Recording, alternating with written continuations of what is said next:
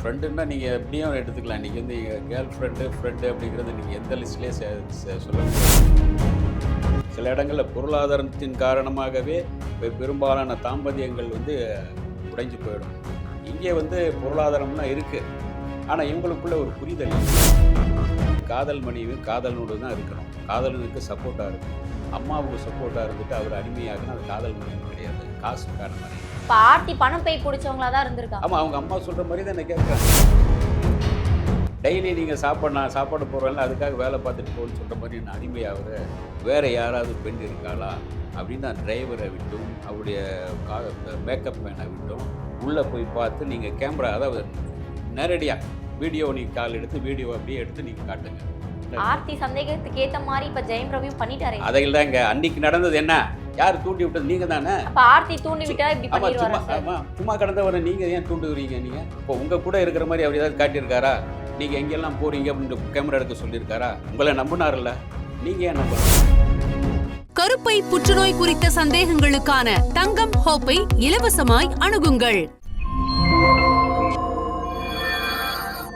Sir வணக்கம் sir. வணக்கம் sir, Aarthi Jayam Ravi விவாகரத்து இப்போ அந்த வழக்கு நீதிமன்றத்துல போயிட்டு இருக்கு. இந்த நிலையில தான் ஐஸ்வரி கே கணேஷ் அவர்களுடைய மகளின் இல்ல திருமண விழாவிற்கு ஜெயம் ரவி பாடகி கெனிஷாவை கூட்டிட்டு போயிருக்காரு. இப்போ இதுதான் சார் பேசும் பொருளா இருக்கு.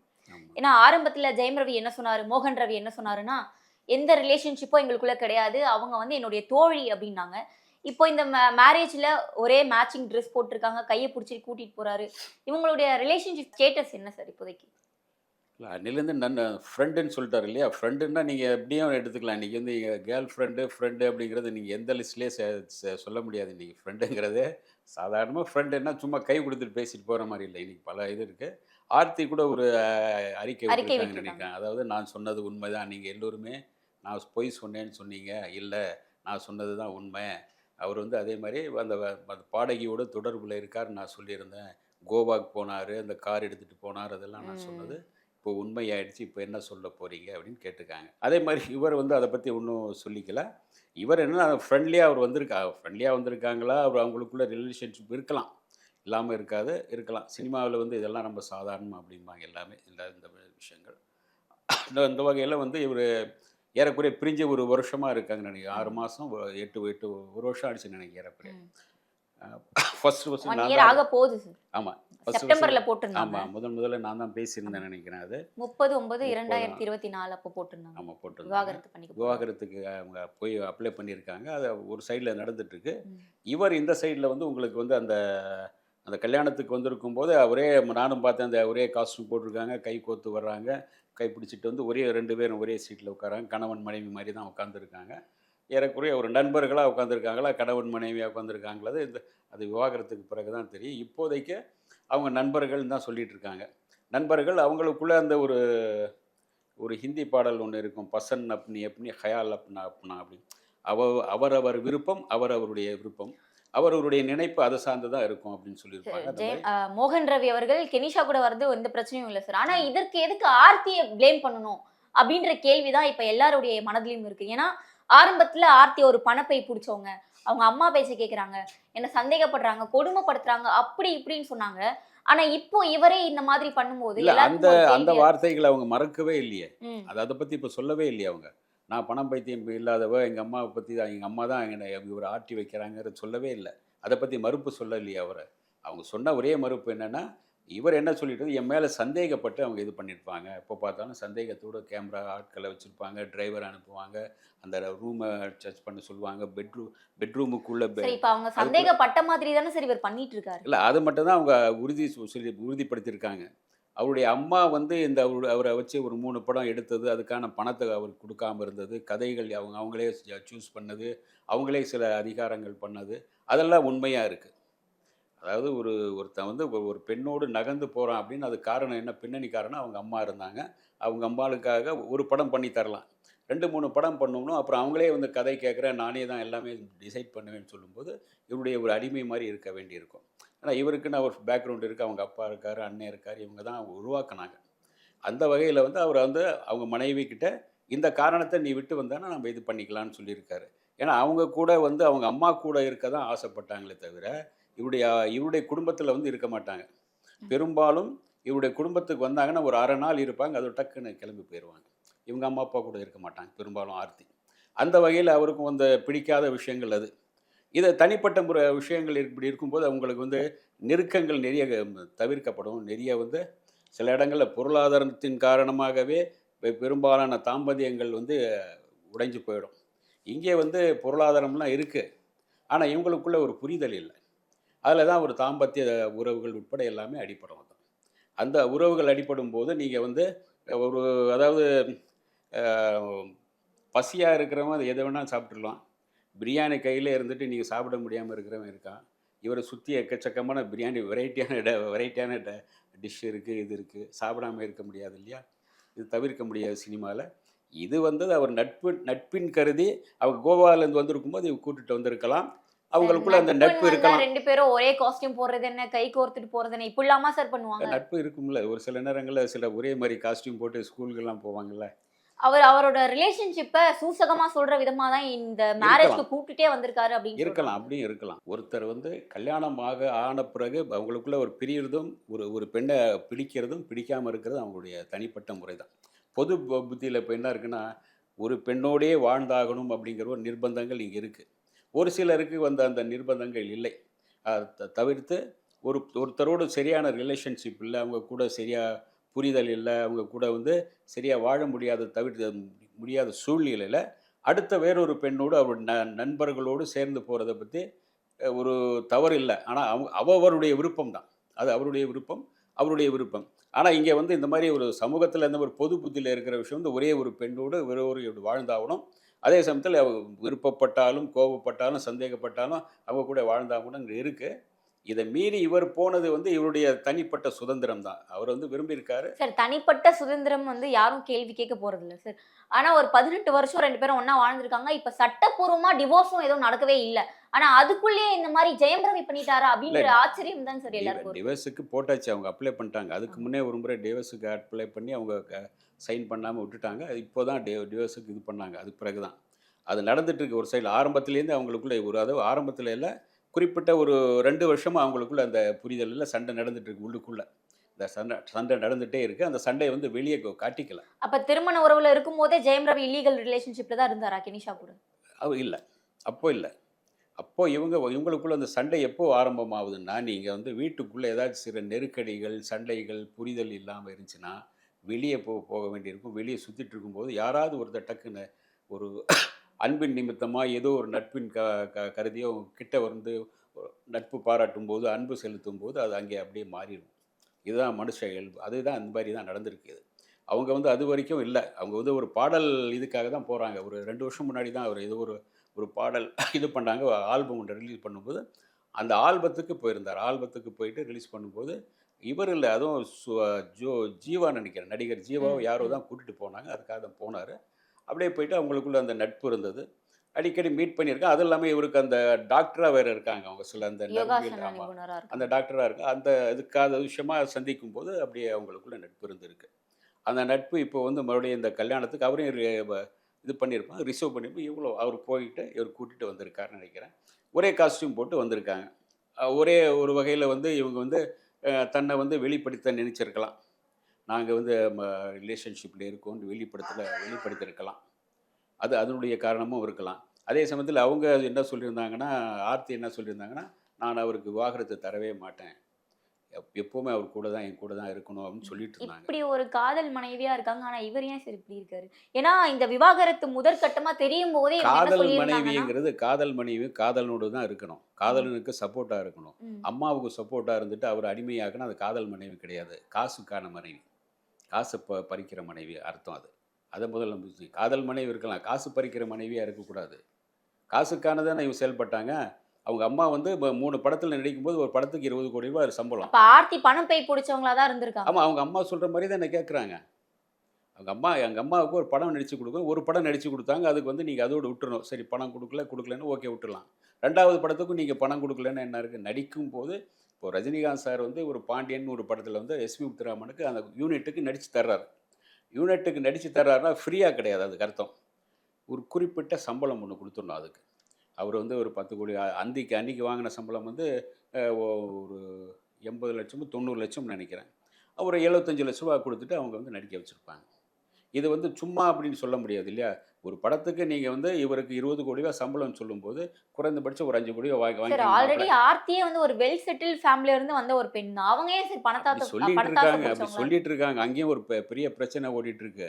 அந்த இதுதானே அந்த கடற்கரை ஓரமா இருக்கிற அந்த இடத்துக்கான ஒரு பிரச்சனை ஓடிட்டு இருக்கு. அங்கே கோர்ட்ல கேஸ் நடந்துட்டு இருக்கு. அவங்க வெல் செட்டில்டு அப்படிங்கிறது சொல்லிட்டு இருக்காங்க. அந்த வெல் செட்டில்ட்லயே நிறைய பிரச்சனைகள் இருக்கு. அங்கே கேஸ் நடந்துட்டு இருக்கு. 7, 8 பேர் அதுக்கு உரிமை கொண்டாடிட்டு இருக்காங்க.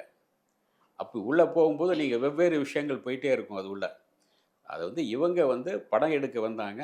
ஒரு படம் எடுக்கும்போது நீங்க இவருக்கு சம்பளம் 20 கோடின்னா, மாப்பிள்ளை எனக்காக 10 கோடி ரூபா வாங்கிக்கங்கன்னு சொல்லலாம். மாப்பிள்ளைக்காக. நீங்க வந்து அல்லது மாப்பிள்ளைக்காக அதிகமா கூட சம்பளம் தரலாம். மாப்பிள்ளை தானே, நீங்க அவரு சம்பளமும் தரல முதல் படம். 2வது படம் எடுத்து அதுக்கும் சம்பளம் தரல. 3வது படத்துக்கும் சம்பளம் தரலன்னா என்ன இருக்கு? உங்களுக்கு சும்மா நடிச்சு தர முடியுமா? 60 கோடி ரூபா இல்லையா? சரி இத வந்து நீ கேட்கும்போது எப்படி என் அம்மா கிட்ட நீங்க சம்பளம் கேட்கலாம்?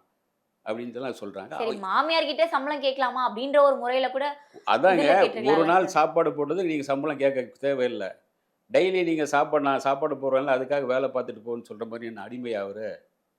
நடிகரா இருக்காரு. வெளிய வந்து 20 கோடி ரூபா வாங்கும்போது, நீங்க ஒரு பைசாவும் தராம எப்படி நடிக்க வைக்க முடியும்?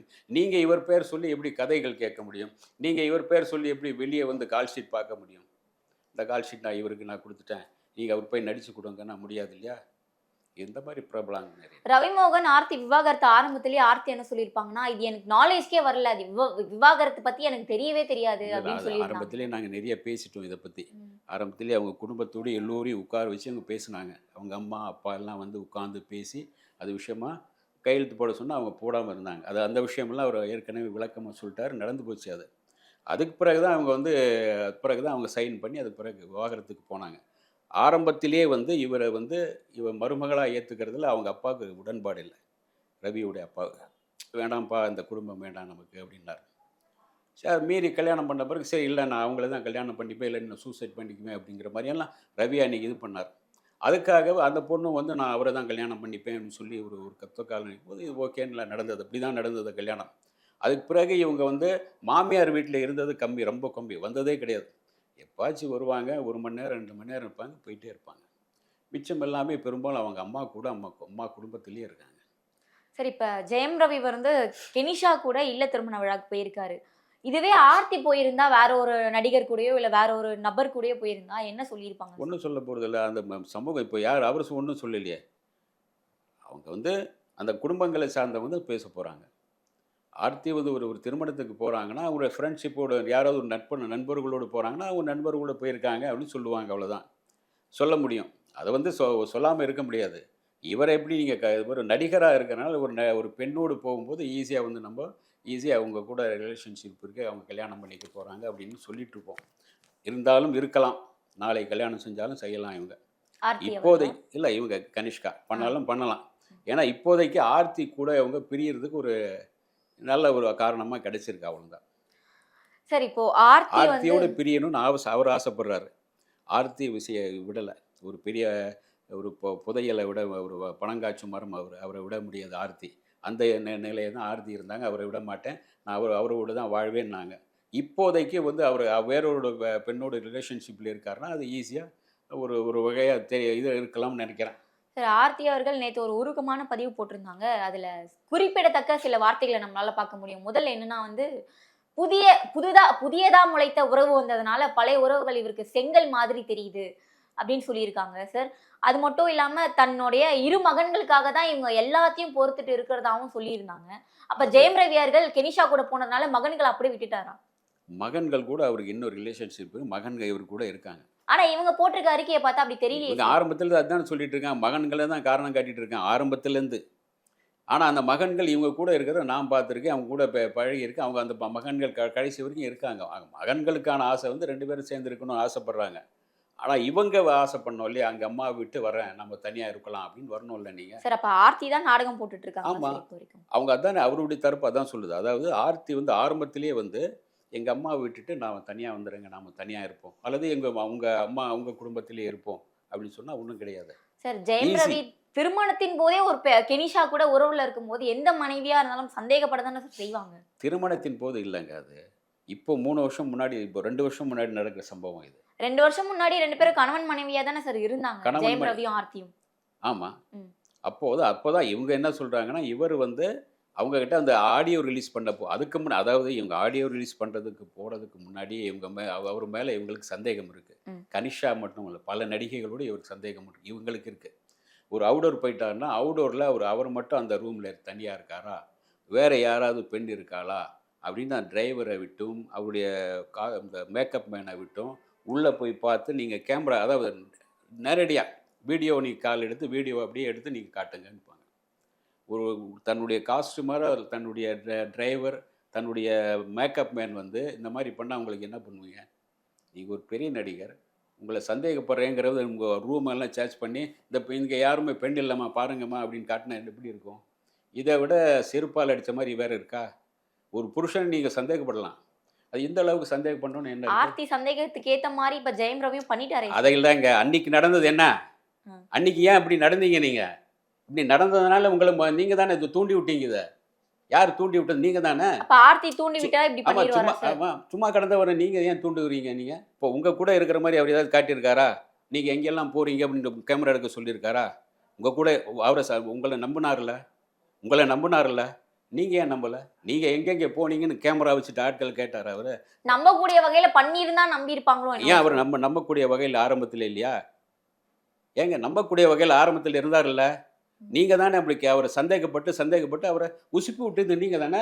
ஒருத்தரை நீங்கள் ஒரு புழுவாக இருந்தாலும் அடிக்க என்ன ஆகும்? திருப்பி சீரும். அதுதான் நீங்கள் ஒழுங்காக நடந்திருந்தா, நீங்கள் சரியாக அவரை கையாண்டிருந்தா அவர் ஏன் மாறி போகிறாரு? உங்ககிட்ட தப்பு வச்சுக்கிட்டு நீங்கள் வந்து அவர் மேலே சந்தேகப்பட்டது நீங்கள். அதாவது எல்லா நடிகர்களும் அந்த மாதிரி சந்தேகம் இருக்குங்க. இப்போ எத்தனை பேரும் வாழ்ந்துட்டு இருக்காங்க, அத்தனை பேரும் சந்தேகப்பட்டு பிரிஞ்சா போயிருக்காங்க. அத்தனை பேரும் தன்னுடைய கணவனை பார்க்குறதுக்கு போயிட்டு ஒரு கேமராமேனையோ யாரையாவது அனுப்பி வச்சுருக்காங்களா? சார் அப்ப ஜெயம் ரவிக்கு கெனிஷா கூட ஒருத்தனால இரண்டாவது வந்து திருமணம் நடக்குமா? விஜய்க்கு இதுக்கும் விஜயை பற்றி அவங்க இப்போ பொண்டாட்டி இப்படி விட்டுருக்காங்களா? இல்ல. ரஜினியை விட்டுருக்காங்களா? அந்த மாதிரி பெரிய பெரிய ஹீரோக்கள் தானே. அவங்க நினச்ச எத்தனையோ ஹீரோயின் வருவாங்களே, ஏன் அவங்கெல்லாம் இது பண்ணல? கணவனுடைய தொழிலில் வந்து என்னன்னா ஒரு சினிமா, இதில் கட்டி பிடிக்கிறது, முத்தம் கொடுக்குறது எல்லாமே சகஜம். இதில் எல்லா விஷயங்களும் உண்டு. அவனும் ஒரு ஆம்பளை தான். இந்த மாதிரி சம்பவங்கள் நடக்கிறது உண்டு. நீங்கள் அதையே காரணம் காட்டி அதையே இது பண்ணி சந்தேக புத்தியோடு அவரை நோட் பண்ணுறது, அவரை ஒரு கான் பண்ணுறது, அவர் படுக்கையில் யார் படுத்திருக்காங்க, யார் இருந்தாங்க, அதெல்லாம் நீங்கள் பார்த்தீங்கன்னா அவனை வந்து அவனுடைய தன்மானத்தை நீங்கள் வந்து ஒரு இழிவுபடுத்துகிற மாதிரி, செருப்பால் அடித்த மாதிரி. சார் அப்ப ரவி மோகனுக்கு கெனிஷா கூட இரண்டாவது திருமணம் நடக்குமா சார்? அதெல்லாம் இப்போ தெரியாது. விவாகரத்து முடிஞ்ச பிறகு தான் அவங்க கல்யாணம் பண்ணிக்க போகிறாங்களா, இல்லை அதே ரிலேஷன்ஷிப்பில் இருக்க போகிறாங்களான்னு தெரியல. நட்பாக இருக்காங்க, ரிலேஷன்ஷிப்பில் இருக்காங்க. எல்லா பேரும் அந்த மாதிரி நிறைய பேர் இருக்காங்க. கல்யாணம் ஆன பல பேர் இருக்காங்க அந்த மாதிரி. அதான் சொல்ல ஆசை 60 நாள் மோகம் 30 நாள் அப்படின்னு சொல்லுவாங்களே, அந்த மாதிரி கல்யாணம் முடிஞ்சு 2 வருஷம் முடிஞ்ச வருஷத்துக்கு பிறகு பார்த்தீங்கன்னா எல்லாமே இந்த மாதிரி ஒரு சின்ன ஏதாச்சும் ஒரு ரிலேஷன்ஷிப்பில் இருப்பாங்க. இவருக்கான ரிலேஷன்ஷிப்புக்கு காரணம் இவங்க தான். லவ் பண்ணி கல்யாணம் பண்ணிட்டாங்க. அதுக்கு பிறகு இந்த மாதிரி ஒரு தூண்டுதல் ஏற்படுத்தினால தான் அவர் வந்து வெளியே இந்த மாதிரி ஒரு நட்பை தேட ஆரம்பிக்கிறார். சரி, இவ்வளவு நடந்ததுக்கு அப்புறமும் ஆர்த்தி ரவி அவர்கள் என்ன ஆர்த்தி இல்ல ஜெயம் ரவியோட ரவி மோகனோட எக்ஸ் ஒய்ஃப்னு கூப்பிடாதீங்க, ஆர்த்தி ரவின்னு கூப்பிடுங்க, சட்டப்பூர்வமா எங்க 2 பேருக்கும் விவாகரத்து நடந்ததுக்கு பிறகு என்ன ஆர்த்தி இல்ல எக்ஸ் ஒய்ஃப் அப்படின்னு கூப்பிடுங்க அப்படின்னு சொல்றாங்க சார். அவர் அப்படியே கூப்பிட்டோம் என்ன இருக்கு? அது பப்ளிக்கில் யாராவது அல்லது இதில் கூப்பிடுவாங்க, முன்னாள் மனைவின்பாங்க, அவருடைய மனைவி அப்படிம்பாங்க. அது உண்மைதான். கல்யாணம் ஆன பிறகு விவாகரத்து நடந்த பிறகு முன்னாள் மனைவி அப்படிம்பாங்க. விவாகரத்துக்கு முன்னாடி வந்து அவருடைய மனைவின்னு சொல்லுவாங்க. அதுதான் உண்மை. அதாவது அந்த காலத்துலலாம் சொல்லுவாங்க இல்லையா, புருஷனை கையில் பிடிச்சிக்கோ, இப்போ மாமனார் மாமியார்கிட்ட நல்ல பேர் எடுத்துக்கோன்னு அம்மா அப்பாலாம் பெண்ணை அனுப்பும்போது சொல்லுவாங்க. இப்போ இன்றைக்கி அப்படி கிடையாது. போன உடனே நீ முதல்ல வீட்டை 2ஆக்கு, நீ வெளியே வந்துரு அப்படிங்கிறது தான் இன்றைக்கி அப்படிங்கிறது இன்றைக்கி இருக்குது. அவங்க வந்து என்னென்னா ஒரு நல்ல குடும்பத்தில் தான் வந்திருக்காங்க. அவருடைய மாமியார் வந்து ஒரு பிராமண பெண், நல்ல பெண், நல்ல பொறுமையான அன்பான அவங்க லட்சுமி அம்மா. அவருடைய மாமனாரும் ரொம்ப பொறுமையான நல்ல அன்பான நண்பர். அப்படி இருக்கும்போது நீங்கள் அந்த குடும்பத்தோடு போயிட்டு நீங்கள் ஐக்கியமாகிட்டு உங்களை நீங்கள் இது பண்ணிக்கணும். அதை விட்டுட்டு உங்கள் அம்மா வழியிலே நின்று அம்மா கூட இருப்பேன், அம்மாவுக்கு துணையாக இருப்பேன். அம்மாவுக்கு துணையாக இருந்தால் நீ ஏன் கல்யாணம் பண்ணிக்கிறீங்க? அம்மா சொல்கிறபடி நீங்கள் கேட்குறீங்கன்னா ஏன் கல்யாணம் பண்ணிக்கிறீங்க? ஒரு கணவரை கையாள வேண்டியது நீங்கள் தான். அதாவது ஒருத்தரை சந்தேகப்பட்டுட்டே இருந்தீங்கன்னா என்ன ஆகும்னா, அந்த சந்தேகமே ஒரு நாளைக்கு ஒரு மிக ஒரு சந்தோஷத்துடைய கேடா போயிரும். அது வந்து அவருக்கு ஒரு மிகப்பெரிய அவமானமா போயிடும். அவருடைய மேக்கப் மேனே இவர வந்து இது பண்ணும்போது அவரை நிர்வாணப்படுத்தி சாட்டையால அடிச்ச மாரி தானே அது. ம். அவருடைய மேக்கப் மேன் தான் அவர வந்து இப்படி பார்க்குறாருன்னா என்ன அர்த்தம்? அவரே என்ன நினைப்பாரு மேக்கப் மேனு? என்னடா உங்களுக்குள்ள ரிலேஷன்ஷிப்? என்னடா பொண்டாட்டி புருஷனுக்குள்ள என்னடா சந்தேகம்? அப்படின்னு அவனே நினைப்பார் இல்லையா? இதுதான். இதுதான் அவர வந்து காயப்படுத்தியது. அதனால தான் அவர விட்டு விலகுனதுக்கு காரணம் அதுதான். முக்கியமானது. அந்த இதில அது முக்கியமான காரணம் என்ன? நீங்க தான் அவர சரியா கைக்குள்ள வச்சுக்கல. சரியா அவர ஹேண்டில் பண்ணல. அத விட்டுட்டு நீங்க இவர் கூட ரிலேஷன்ஷிப்ல இருக்கார், அவர் கூட இருக்காருன்னு சொன்னாருன்னா, நீங்க முதல்ல அவருக்கு சரியா அவர் கூடவே நட்போடு துணையா அப்படி ஆரம்பத்தில எப்படி இருந்தீங்க, அந்த மாரி இருந்திருந்தா, அவரு இது பண்ண போறதில்ல. அதுதான். சார், ரவிமோகன் கெனிஷா உறவு குறித்து ஒரு சரியான புரிதல் கொடுத்திருந்தீங்க. தொடர்ந்து பேசலாம் சார். நன்றி. கருப்பை புற்றுநோய் குறித்த சந்தேகங்களுக்கான தங்கம் ஹோப்பை இலவசமாய் அணுகுங்கள்.